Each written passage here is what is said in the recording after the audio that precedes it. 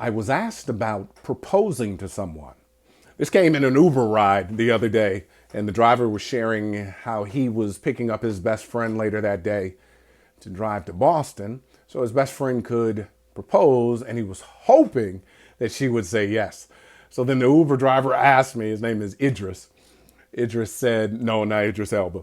Idris said, do you have any advice? And I just asked, do you know if your friend would be okay with whatever response she gave? And he said, huh? I said, let me ask it another way. Can your friend be happy with her yes or no, knowing that her response honored her? And he was like, wow, okay, I don't know. I said, let me ask it another way. Do you know if, for your friend, if she has to say yes? I know people who have said to me, I'm getting ready to get engaged and man, she better say yes. To which I said, well, why? Like, why does she have to say yes? And once we walked through that process, they found out that they had an attachment. Attachment to things like I'd be embarrassed if she said no. We put so much time and energy into our relationship. We've had lots of ups and downs and trials and tribulations, and it only seems right. This is the person that I think, is just for me. Meaning that for some people, there was an attachment, not just a connection. And they were attached to the person saying yes. So then I asked, well, then are you really getting engaged to the person or are you getting engaged to the yes? Because their yes is doing something for you. And don't get me wrong, I'm not lost on the sentiment. Had Denny said no when I proposed, knowing me and who I am today, I would have had a moment where I was like, okay, got it. I would have taken a breath.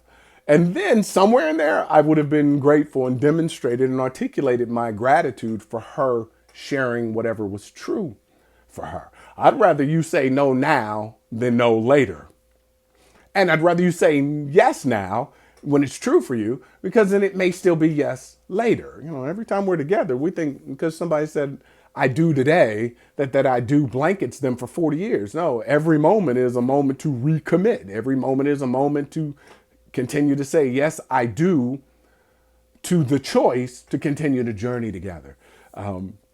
So this invitation notion is really kind of the crux of this message, that you're extending an invitation to somebody. Can you be okay and at peace with them speaking their truth, or do you need them to respond in a specific way? I'll give you another example and then I'm done. When Denny and I have parties, it's an invitation. We extend an invitation, and sometimes we have 70 or 80 people in our home.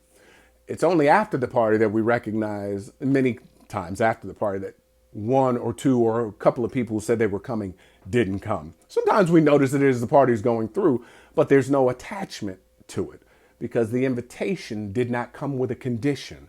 We didn't have to have them at the party.